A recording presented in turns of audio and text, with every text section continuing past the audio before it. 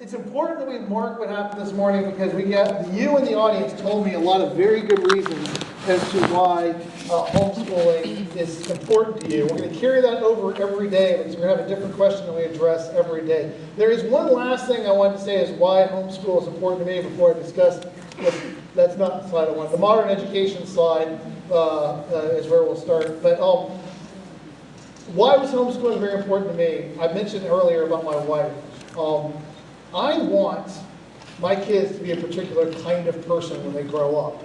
And that kind of person is sitting in the front row right there. I want my kids to be like her, not like any other person on the planet. I want to do something where it's the very best opportunity, the best way, the best method, the best chance that we could possibly have for my kids to grow up and be like my wife. Because I like her better than everybody else. And so my hope and prayer was that by giving them over to her and letting her fashion them and work with them and teach them and guide them, that time that they were spending would most likely translate to her being like them. I don't want to send them off to some peer group that I don't know and have them come home and reflect those people. I want her to be with them as much as possible, teaching them, equipping them, so that one day I might have 3 little people that are more like their mother than anybody else in the world. That is genuinely and deeply important to me, and homeschooling, I thought, gave us the best chance to accomplish that particular goal.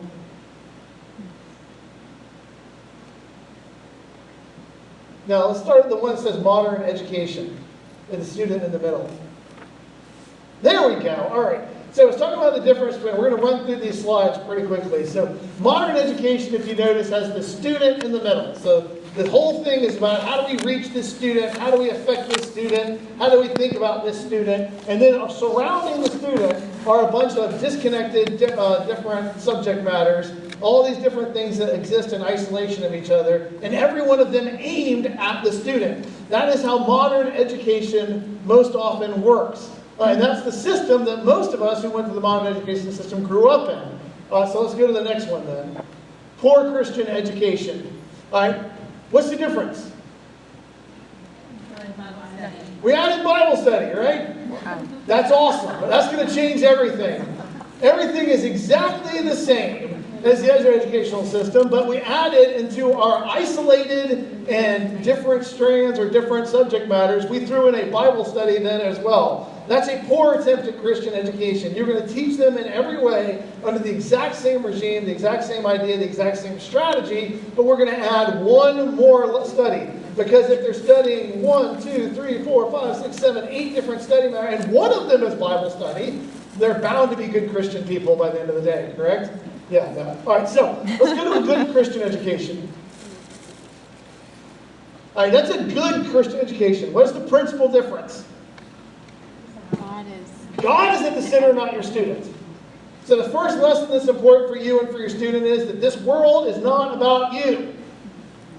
And your world and all of the things you study are about God. And God is not just the center of the subject matter. That's great Christian education. We moved from good Christian education where God informed all of the different subject matters to great Christian education. So the arrow goes both ways. Now, this great Christian education, now God is at the center. With just a good Christian education, God informed every subject matter. But now you see in a great Christian education, they will be taught that each and every subject glorifies God. It goes in both directions. He is the author of each subject matter, and each subject matter will point back to Him. It is interesting to me that oftentimes in my career in apologetics, the people who have been most critical of me are not atheists or unbelievers, but they are Christians who say that philosophy and science are in some way or another anti-Christian in their very nature or in opposition to their religious beliefs. And I have to tell them, that is not the case. If God is the Lord of the universe and the author of all, then every strand of legitimate study of the universe we find ourselves in, whether it's historical reflection, whether it's science,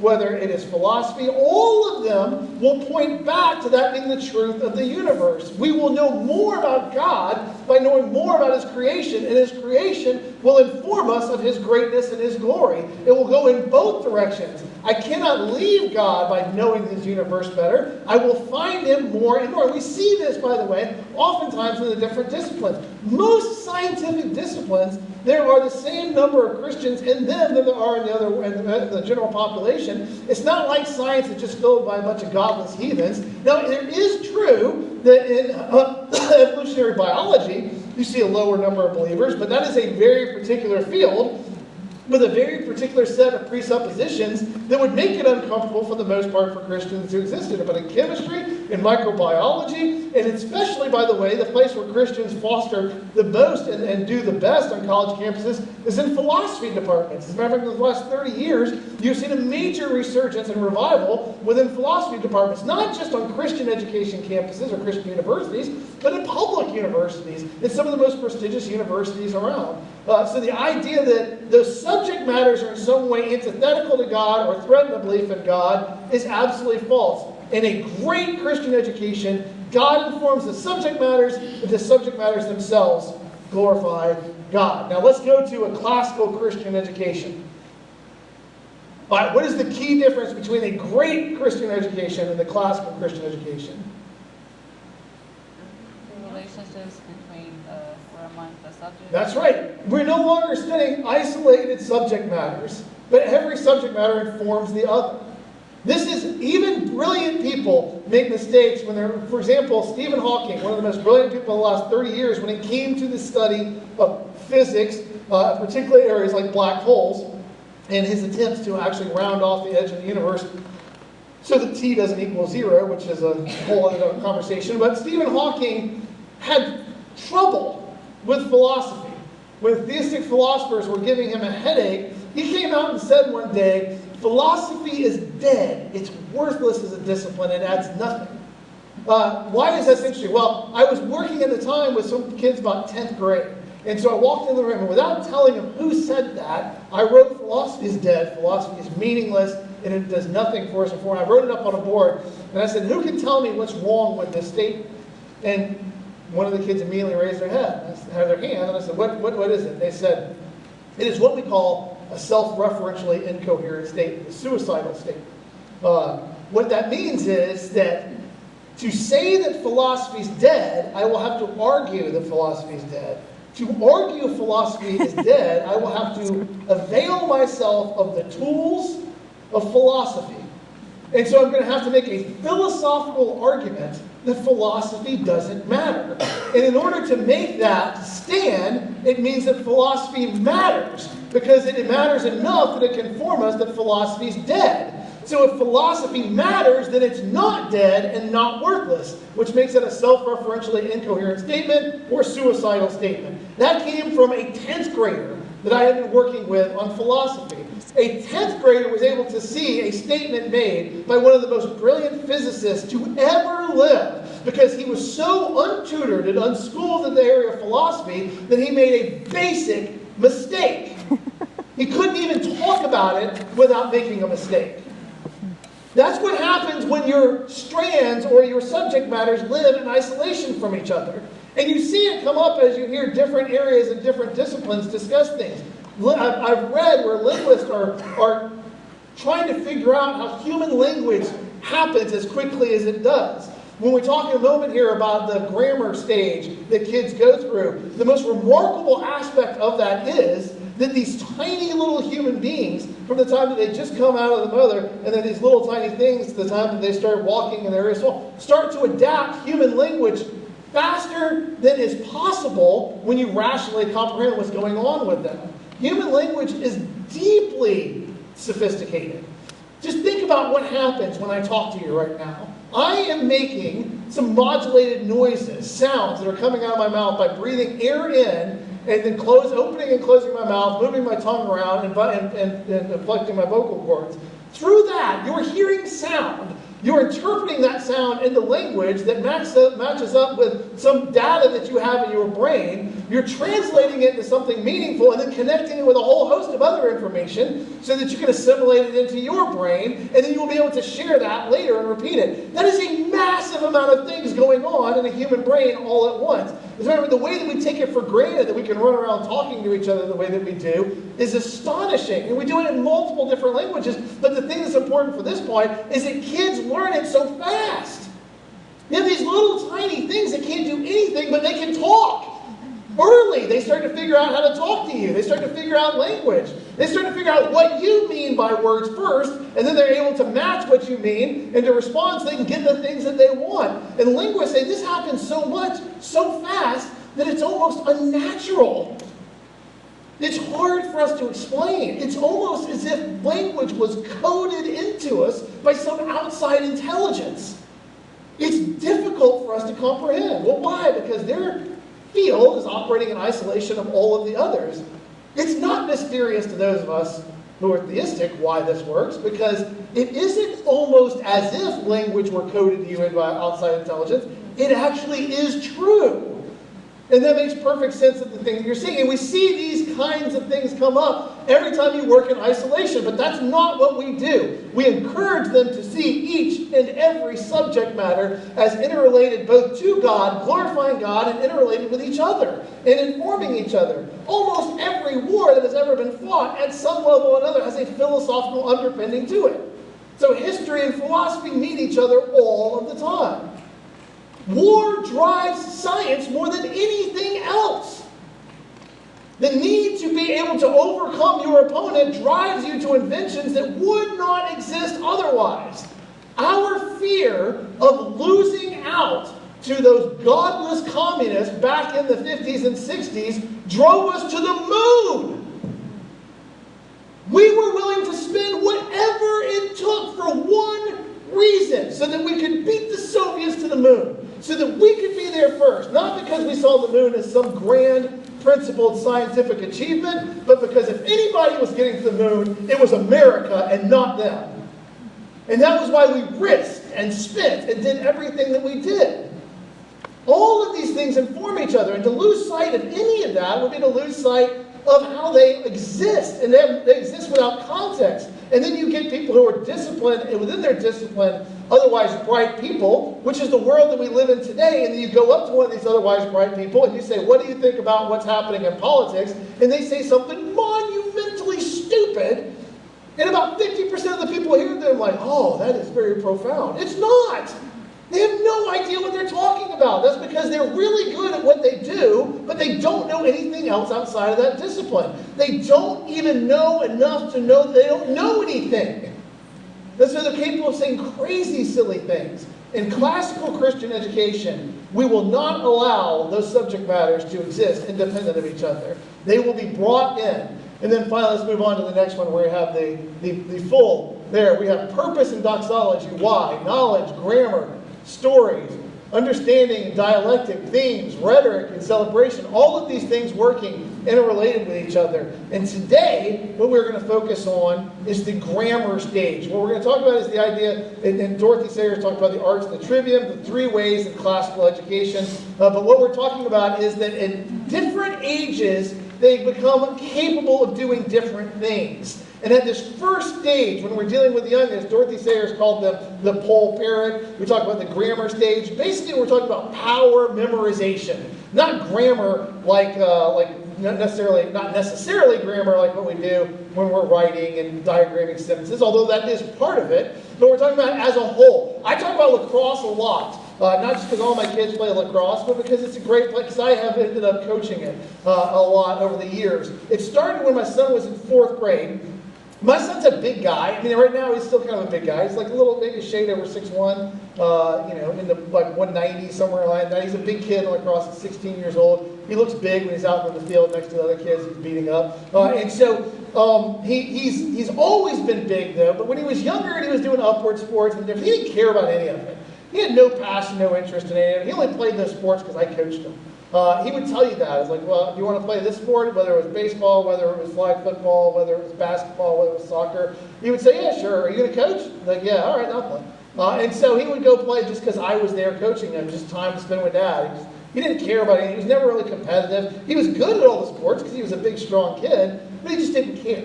And then one day my wife saw that they were starting a lacrosse team in our area, and it was in the 4th grade, but it was a bunch of kids who had never played together with this really good coach because they were trying to get new kids into lacrosse.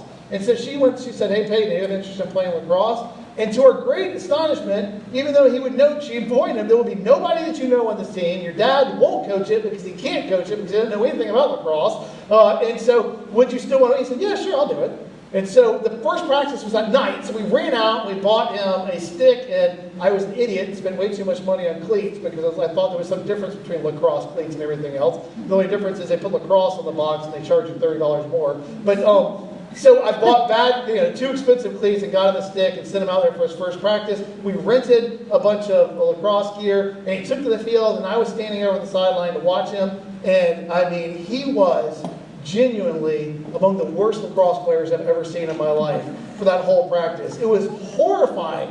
He could throw okay, but like they said, we're going to run a lap. Get a ball, put it in the stick, and start the cradle while you're running. And he would take one step and it would drop out. He would pull it, take another step, and drop it out. I mean, everybody else had finished for a long time, and Peyton was still working his way around the field. And I felt badly for him watching this, like, man, Peyton is terrible at lacrosse. He must be hating this practice. And so he came off the field, and I was going to hug him and comfort him and tell him it's okay. I was already thinking, I'm pretty sure I can get this. The equipment guy hasn't even left. I can get this back, and we'll just eat the cost of the stick, but this isn't. He walked off, and he looked me straight in the eyes, and he's like, Dad, I found my sport. What? Why do you think that? No offense, but you're awful. He said, I love this sport. But something interesting happened that had never happened in any sport he'd ever done before. That kid started working on that sport all the time. He started catching, started working on throwing, started throwing. He would do wall ball for as long as he got out there and just throw the ball against the wall. And man, he genuinely sought to get better. And so I had to learn it. Why does this matter for grammar? Because before and I had to learn it well enough that I could help him, and then I learned it well enough that people started asking me to help their kids, and before you knew it, I was coaching lacrosse. Now let me tell you something that I've learned about lacrosse that translates into education and what we're talking about here at the grammar stage. It does no good to take a kid that has never played lacrosse before, put him on the field, and start to talk to him about the nuances of the game. What he or she need to know when they first take the field is, this is a stick. This is the head to the stick. This is a ball. This is the equipment that you will wear. This is how you throw. This is how you catch. The very basics of lacrosse will begin at the most basic and almost painfully stupid things to repeat over and over again. But if you don't do that, they will never be able to play the sport. Every once in a while, I get called from teams that are struggling. I say, would you come in and help us work out? And I went in and was helping with their youth program. And I would just run throwing and catching drills over and over, skill drills, until they were just tired of skill drills. Like, when can we stop? It's like, when you can catch and throw. I went and was called in to work with these high school teams, and I was trying to teach them how to run defense, and then I was working with them on the offense. And they said, we have all of these things that we want to do. We have all these offenses we want to run, but we can't seem to make them work. And I said, okay, you tell your offense what you want them to do. But before they're allowed to actually run their offensive scheme, they have to what we call open up, which means that everybody comes out wide. It's an open set in the middle. And they have to throw the ball around with a soft defense on them twice. All they have to do is hit every single person on the offense in a circle around there twice. Once they've done twice around with no defense on them, now they're allowed to run whatever offense you told them to run. And the coach said, great, we'll do that. And then they started trying. And they couldn't get it around twice. And they couldn't get it around twice. And they couldn't get it around twice. And after like 7 or 8 minutes of this, the coach came over and said, you're killing my practice with this. Can we just go ahead and run the offense and lift this requirement that they pass it around twice? And I said, you asked me to help. I'm trying to help you. And he said, I've got to teach these kids where they got to stand on the field when we play a game this weekend. This, what do you care where they stand on the field if they can't catch? All you're doing is telling them where to stand when they fail. They have no idea how to do the basics of lacrosse. Why do you care where they are when they turn the ball over to the other team? Because that's all that's going to happen. If they can't pass it around twice without dropping it with nobody covering them, how do you think they can possibly run an offense? Why are you struggling as a coach? Because your players don't know how to play lacrosse. They can't catch and throw. They haven't been just deeply rooted in the grounding basics of this whole thing. And they need that. Your kids don't know how to stand on a field because every time somebody throws them the ball, they look terrified. One of the kids played with my son on a higher level team this summer because we were trying to help him learn how to play. And for the first 3 or 4 games, the other players were saying, "What is your problem? Relax. Every time we pass it to you, you get all tense and worried," because he knows he's going to drop the ball and embarrass himself in front of them. But none of the other players are even thinking about that. You can hum a ball at me from 30 or 40 yards, and I can just stick my hand out and catch it without thinking about it because I've done it so many times. That's what the grammar stage is in education. I talk to especially men, fathers who say, all I see my kids doing is memorizing stuff. Talking about like 8-year-old kids. Like, what do you want them to do?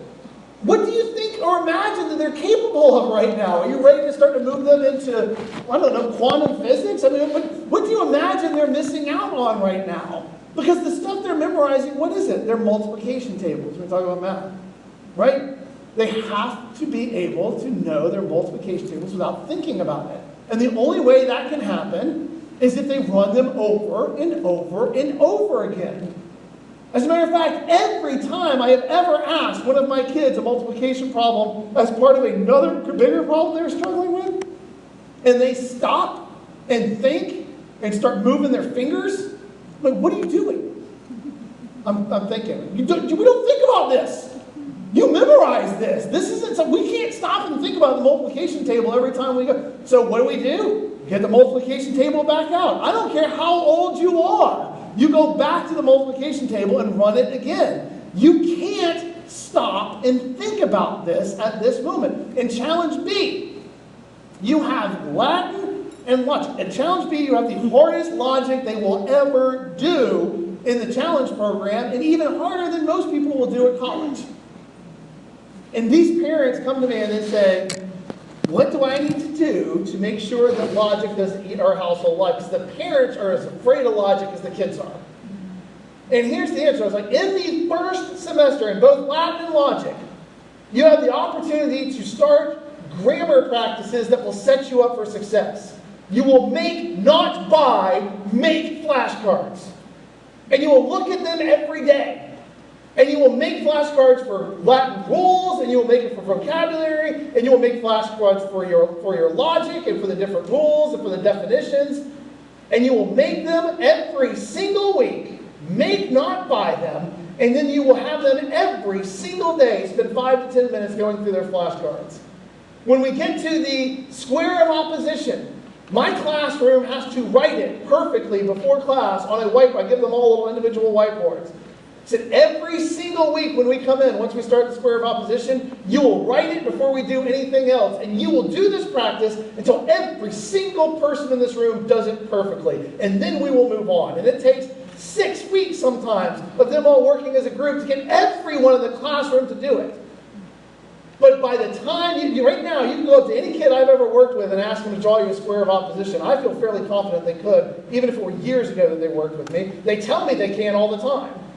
When we get to the rules of replacement, or when we get to the rules of inference, and I tell them, you have to memorize them well enough so that I am going to time you before class as you write them down on a whiteboard. And we don't stop doing this before logic starts until each and every one of you, I think by the time we get to the end, they have a minute and a half to do all the rules of inference. They have like 3 minutes to do the rules of replacement. And say, we will do it before class every week until every single person can make that time.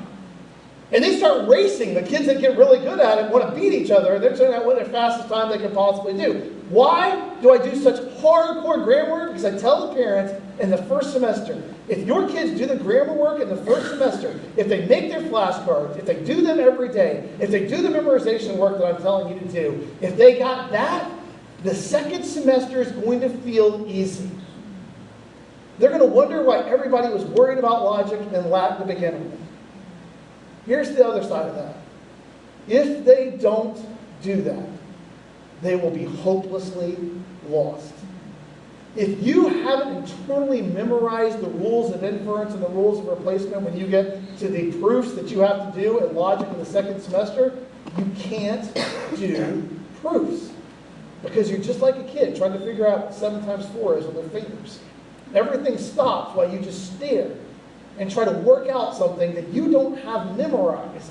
The next step in education requires them to have a foundation of knowledge that can only come by us repeating it to them over and over again through multiple different disciplines. Here's the thing you need to know. Your kids are wired for this. They don't get bothered by repetition. You do. They can watch the same thing over and over and over again and never get weary of it. I saw an elegant demonstration of this when my daughter was playing soccer at the Y, and it was my youngest daughter, and she was on the little girls team, and there was this little tiny field that they played on. It was all girls, and every single field on this big, large field. And all of a sudden, for reasons that nobody is really sure of, one of the girls on my daughter's team started singing Let It Go from Frozen. Within seconds, 2 or 3 of her teammates joined her. Within about 10 seconds, her whole team was singing it. Within about 12, both teams were singing it. Within about 20 seconds, every little girl on that field, and there were hundreds of them, were singing that song in perfect unison. It was astonishing, although a little freaky. So, I mean, they were hitting everything exactly together.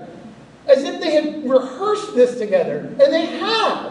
They had rehearsed this together because all of them had watched that movie and listened to that song 1,000,000 times. And it was so internalized, and the trigger was offered, and they were all like, let it go, let it go. I mean, and they were serious, man. And it was both an amazing privilege to see it at the same time. And you know, the funniest thing was watching the parents all trying to figure out what's going on, looking around at each other. My daughter one time went on a trip with me. My youngest went on a trip with me out to Colorado. My wife was on a mission trip with other kids in Dallas. And I told her, she said, well, how's she doing? I said, she keeps watching the same thing over and over again. She's like, she's watching the same movie. And yeah, the same movie, like the same 3 minutes of the movie. She keeps watching the same 3 minutes over and over again. So what's going on? It's weird. And she said, describe the scene to me. And I described the scene, and my wife said, oh, she thinks the boy's cute. He's a cartoon. So it doesn't matter. So that's why she just keeps watching. Like, yeah, she thinks that boy's cute. That scene, and she doesn't get tired of it. She wants to see it over and over again. They are wired to repeat over and over again. You are not, and so we have to find ways for you to go back and repeat it to them again. Not only are they wired to it, they need it. They need this foundation for when their mind changes. Remember, I told you, right now, they exist in a one-to-one relationship with everything in the world around them. And you can tell them things like their mother is the brother of their uncle, but that doesn't mean anything to them, not on a deeper level, but it will soon. Very soon, they will wake up one day. I remember the exact moment it happened to me. I remember sitting in a classroom at school, and all of a sudden, I saw all of that stuff. And it all became clear to me. It happens to them. Relationships open up, and when that moment happens, we have to transition to a different way of educating them. So today, at this point, we have to give them everything they need for when that moment comes. And what they need is repetition of the basic facts that are going to give them the grounding so that just like my Challenge B student, when they got in the second semester, they didn't falter or sink during logic, but were ready for it because I insisted that they do the memory work. I didn't ask, I didn't hope. I insisted because I knew I was failing them as a teacher if I didn't prepare them for what was coming next. Every time my daughter has to return to her fingers for math, we go back. So what are they doing, right? Right now, how do we know? What are we looking for those student inclinations? And there's a slide for the 5 core habits. If somebody's in there, can put it up. They love to know what things are called. They ask what things are all the time. What's that? What's that? What do you call that? So what do we do to teach them? We give them names. We name things for them. We start to help them identify the features of the world in which they live. They love to know what things are called. We tell them. And we tell them before they ask sometimes. This is the things that they're looking for, the things that they want. They look and they listen closely. Anybody who has young children knows that the old saying that little pitchers have big ears is true. They're listening even when you don't think that they are. They're processing the things that you're saying, internalizing them, taking them in. They are sponges of all of their environment, and they're watching you to learn how to respond to the things around them. And so we're looking and listening, so we attend to them. What does it mean to attend to them? We check with them. We find out how they're processing things. What are they thinking about? Ask them those questions. They're soaking up ideas and facts, and we give them ideas and facts. They can memorize things right now at a rate that they never will be able to get for the rest of their life. Their minds are uncomplicated right now. They're going to get more complicated later, but right now they're not. They are unencumbered by many of the worries that we have. They are not held back in any way by all the connections that they see between different things. They are an open vessel for you to give the opportunity to memorize. And that's why I think it's odd when people say to me, well, I've got to figure out something to do with my kids because they've already been through the cycle 3 and they're going to cycle back and I don't want to repeat it again. Well, why? Why would you not want to repeat it? That's called mastery. Repeat it again. Let them master it. Let them have a year where they knew the foundation before they got there so they can feel like the smart kids. They'll get better at what they're doing. They'll have that opportunity to have experienced it for a second time. It does not hurt them, and there's nothing better to give them to do. Don't set them to less important tasks just because you don't have the will to repeat it one more time. Find a way to make it new to them.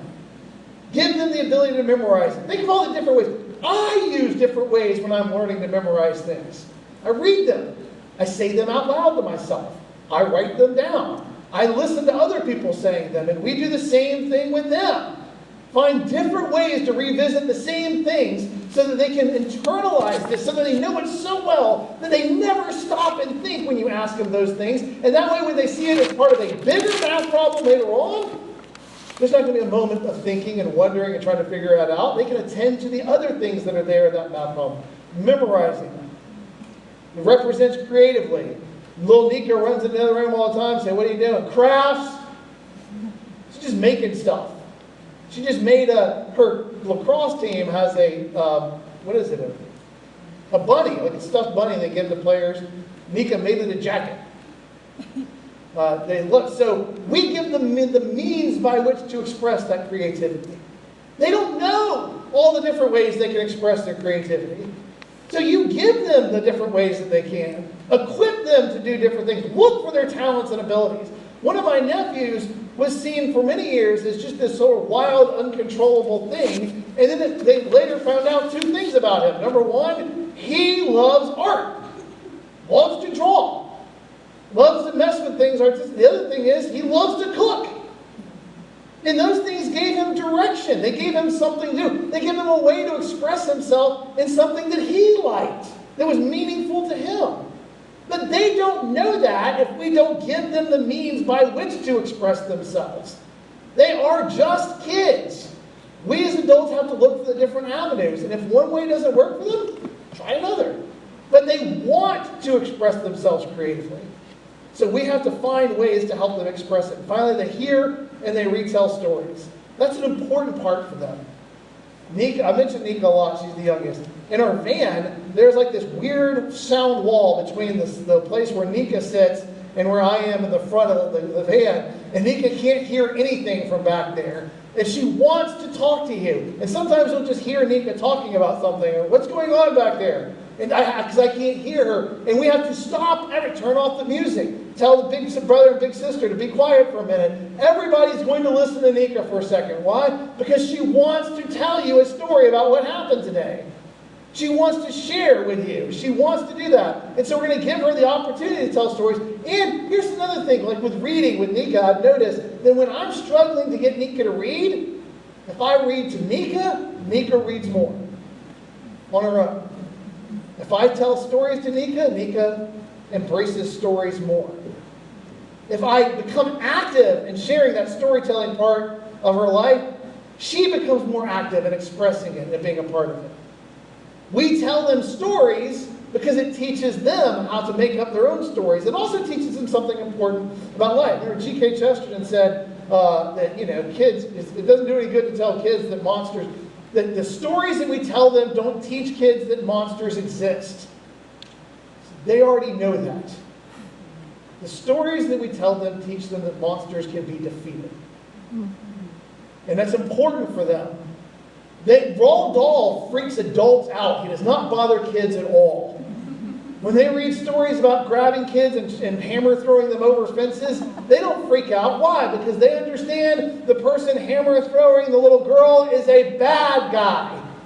And those differentiations are very clear to them.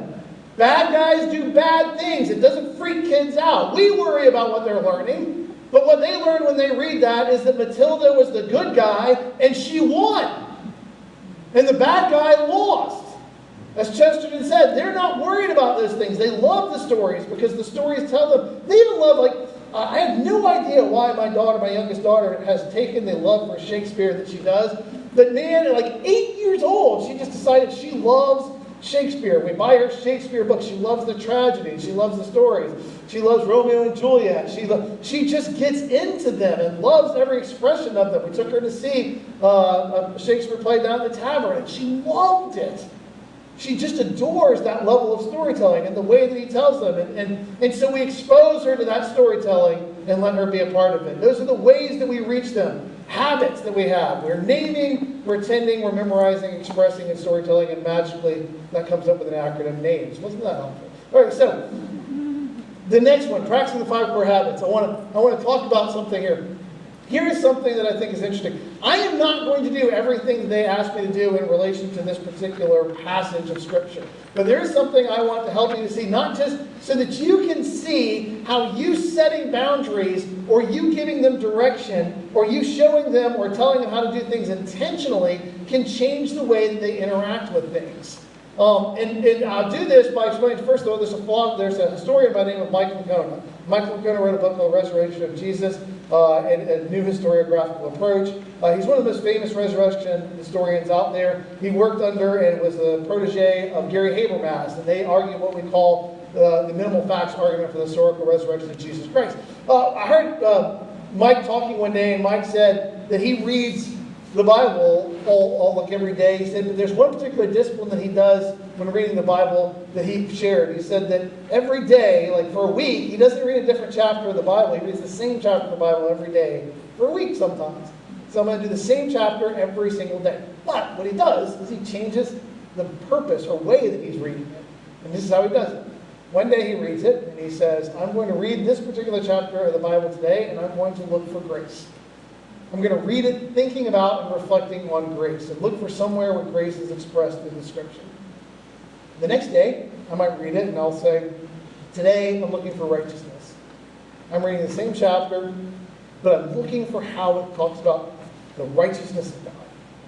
The next day, he may do the justice of God.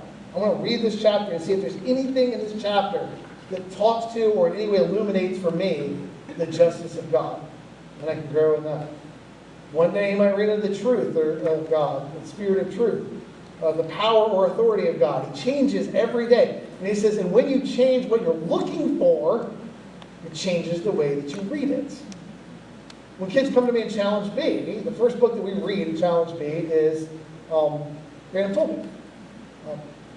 I make no bones about the fact that any group I've ever talked to, I hate that book. I think it's a wretched book. But when the kids come to talk to me about the books, I tell them, I don't care your personal feelings on any book that we read. We're not discussing whether you liked it or not, whether you enjoyed it or not. We're reading these books with a purpose and an intention, and that is to find an issue that you're going to write a paper on. You will read books for the rest of your life and your education that you don't like. That is not an excuse not to do your work. Your work is to read it with a purpose, not to like it. And so I don't even care. I don't want to hear it. We're never going to discuss that when we come to the classroom. Whether you like it or not is never going to be an excuse that you didn't finish it. Don't show up to this group for discussion time, and when I ask you why you finished it or didn't finish it, say, I just hated that book. I read things I hate all the time, and one of them is the Phantom Tollbooth, and I have to reread it every year. And if I can do it, you can do it. So read it for a purpose. So when we talk about this, going to 1 Kings, here's something for you to try tonight. When you read 1 Kings 7 through 13 through 26, read that. Write that down and read it. But do it looking for numbers, measurements, shape words. Focus on the math of that chapter. Really pay attention to all of that. Look for every part of it that's expressing some mathematical part of that particular scripture, some mathematical aspect of it. See if you can see it. And see if that changes the way that you read it.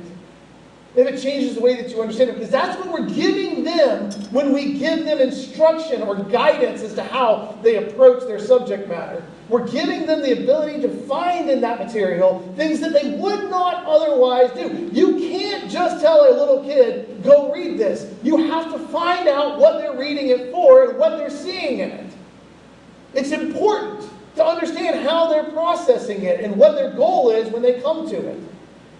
So we have to give them those boundaries and understand with the different things. If we go to the classical gold grid up there, it says under math, numbers, reading, letters, sounds, words, etc., writing, letters, words, and punctuation. We're talking about how we can start to help them, give them what they need to take on every particular subject. And numbers, by the way, are a fascinating thing to discuss. Because there's more than just one kind of number, right? There is, and all of this works well when you're working with kids. The first kind of numbers you come up with when you talk about numbers are counting numbers.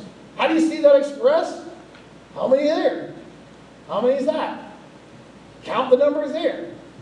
It's not like this is hard to integrate into the life of a child. Throw anything in front of them and get a count. That's what counting numbers work, right? And then we get to from counting or natural numbers into whole numbers. What's the difference between counting or natural numbers and whole numbers? Who knows?